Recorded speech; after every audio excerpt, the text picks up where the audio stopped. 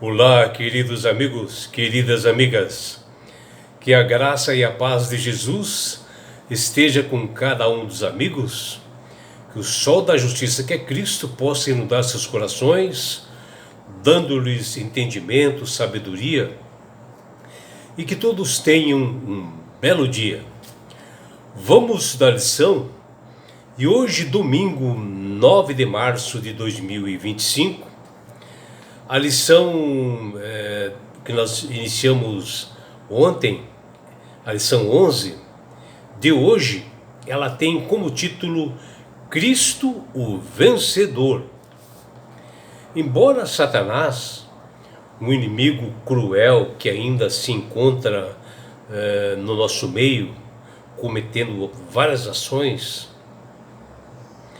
e quem o próprio Jesus chama ele como o príncipe usurpador desse mundo, porque na realidade a autoridade que foi dada para Satanás foi através do pecado de Adão e Eva, e que Satanás passou a ser o príncipe desse mundo.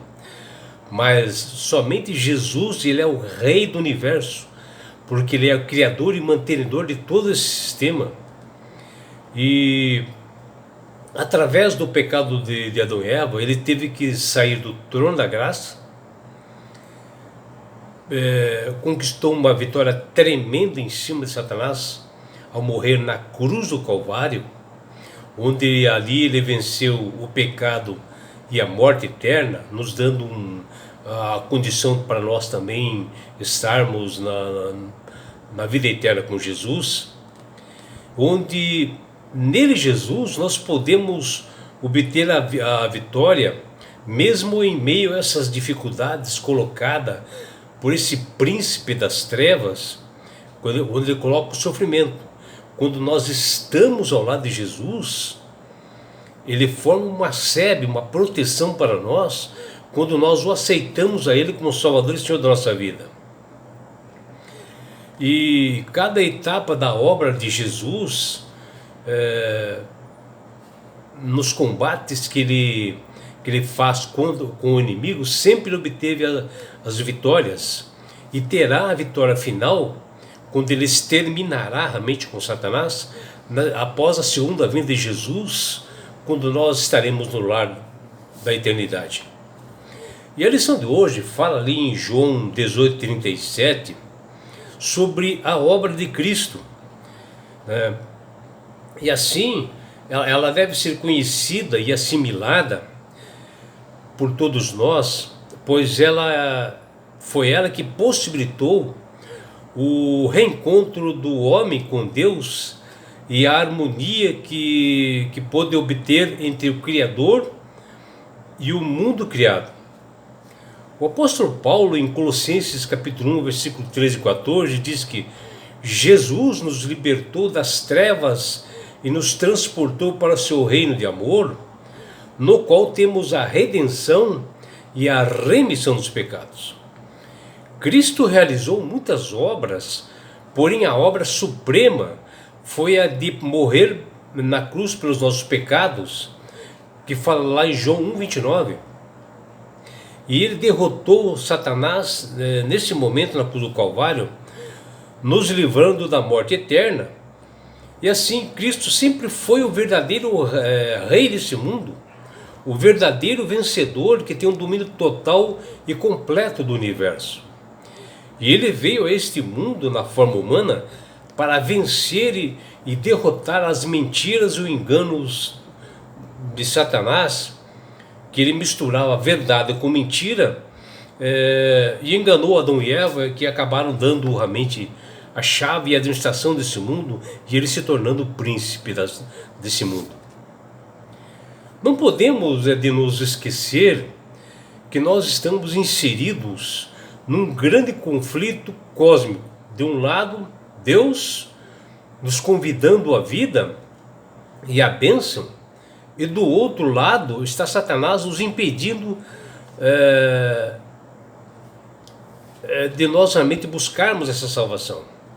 E foi assim que foi disfarçado de uma serpente falante, que ele enganou com astúcia ele enganou Adão e Eva, e isso desde o princípio ele vem enganando o mundo inteiro, como diz lá em 2 Coríntios 11:3. Seu engano continua sendo o mesmo de sempre, com astúcia e sagacidade, misturando mentira com verdades para levar as pessoas à perdição. Chamando assim, sabe, com essas mentiras, Satanás chama para si e atrai as maiores classes, a diversidade de classes sociais, disparando realmente setas inflamadas contra o Criador do Universo, justamente dizendo que Deus é autoritário, que Deus é um Deus de injustiça, e isso tem levado muitas pessoas ao erro,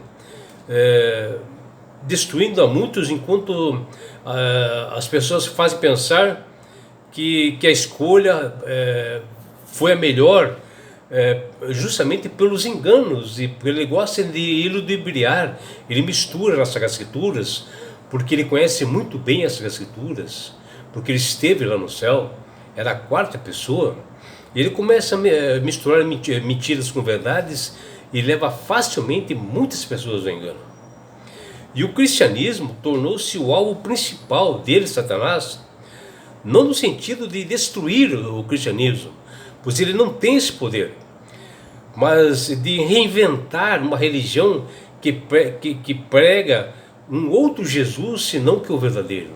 E as pessoas caem de forma infantil. Está lá em 2 Coríntios 11:4. Apocalipse 12 menciona que Satanás, após a sua expulsão, juntamente com a terça parte das estrelas do céu, que está lá em Apocalipse 12:4, isso, que no caso essas estrelas seriam os anjos, né? O grande dragão, a antiga serpente, que é Satanás, que se chama Diabo, está lá em Apocalipse 18, transferiu totalmente a sua fúria contra a humanidade aqui na Terra, especialmente contra a Igreja de Deus, querendo tirar as pessoas do caminho da verdade, colocando enganos, e lança acusações infundadas contra Deus. O amor de Deus redunda em fidelidade, mas Deus conhece a nossa estrutura frágil. Jesus mesmo, na forma humana, já sentiu aflições e deixou claro em seu clamor no Getsemane, indicando que nós estamos no meio de um grande conflito. Por isso, quando nós tivermos que enfrentar a fúria do príncipe do mundo, que está lá em João 14:30, nós temos que se agarrar em Jesus. Nós temos que buscar realmente viver uma vida consagrada a Ele, porque Ele, Jesus, está voltando, e Satanás sabe disso, que pouco lhe resta de tempo nesse mundo, e ele tenta nesse pouco tempo enganar as pessoas, que está lá em Apocalipse 12:12. Embora exista esse inimigo que esteja em ação nesse mundo, a quem Jesus menciona como príncipe usurpador, na realidade o verdadeiro rei é Jesus Cristo, que venceu na cruz do Calvário através do seu sangue jorrado em favor de nós pecadores. E Jesus conquistou e derrotou a Satanás ali na cruz, conquistou essa vitória sobre o pecado, a morte eterna por nós, e nele sim nós podemos obter a vitória mediante as aflições que nós passamos, que somente Ele pode nos fortalecer, só Ele que pode realmente nos dar realmente forças para vencer o mal. E a cada etapa da obra de Jesus, ao vencer o inimigo, e é uma vitória nossa também, porque ocorrerá o extermínio total de Satanás após a segunda vinda de Jesus, que está se aproximando, porque ele deu sinais disto em Mateus 24 e Lucas 21. A nossa esperança deve estar firmada e ancorada em Cristo. Suas mãos manchadas de sangue nos convidam a aceitar o sacrifício oferecido a um Cristo infinito. Em breve Cristo voltará para reivindicar os seus, que somos nós, né? E ele morreu numa cruz, pagou um preço altíssimo por nós, e ele virá nos buscar. A segunda vinda de Jesus é a bendita esperança que Tito fala lá no capítulo 2, versículo 13. Essa esperança é o alicerce da fé cristã e é a promessa de um futuro glorioso para todos nós, para aquele que aceitar a Jesus como Salvador. O objetivo de Satanás é justamente destruir essa esperança, porque ele já está derrotado. As Sagradas Escrituras nos ensinam que Satanás é o arqui-enganador, mentiroso, caluniador e príncipe usurpador desse mundo. A Bíblia nos prova que Jesus é o vencedor e que ele derrotou a Satanás em todos os pontos. Jesus, diante do governador Pôncio Pilatos, respondeu a uma alta autoridade o que eles deveriam ouvir. E Pilatos, a primeira coisa que achou pertinente perguntar foi: és tu o rei dos judeus? Que está lá em João 18:33. Ora, se fosse verdade tudo o que o governador ouviu falar a seu respeito, pensou Jesus, então seria uma tremenda ameaça ao Império Romano. Jesus sabia das reais intenções por detrás daquela pergunta, porque as pessoas estavam sendo manipuladas por Satanás, inclusive Pilatos, e revelou isto com a pergunta: vem de ti mesmo essa pergunta? Porque Jesus, vendo tudo isto, respondeu para Pilatos: vem de ti mesmo essa pergunta, ou te disseram outros a meu respeito? Que está lá em João 18:34. E Pilatos disse: a tua própria gente e os principais sacerdotes é que te entregaram a mim, que está lá em João 18:35. Observem, né, essas palavras de Pilatos, porque a manipulação do inimigo para inflamar as pessoas, a liderança da igreja, o acusador é Jesus colocando agentes para realmente ir contra Cristo, para denegrir o nome de Cristo. O diálogo segue entre Pilatos e Jesus no interrogatório assim, pensando que Jesus já tivesse uma possível monarquia, né? E a última pergunta do governador vem quando Jesus diz, olha o que Jesus disse para Pilatos: o meu reino não é desse mundo. Está lá em João 18:36. Então Pilatos responde: então logo tu és rei. Respondeu Jesus: tu dizes que sou rei, tu dizes que eu sou rei. Eu nasci para isso, e para isto vim ao mundo, a fim de dar testemunho da verdade, que está lá em João 18:37. E Pilatos volta a perguntar: mas o que é a verdade? Que está lá em João 18:37. A resposta de Jesus não foi registrada porque ela não foi audível, mas visível. O governador Pilatos percebeu que, na verdade, a resposta da verdade não era uma simples assim. Ela era uma pessoa, e que a verdade era Jesus Cristo.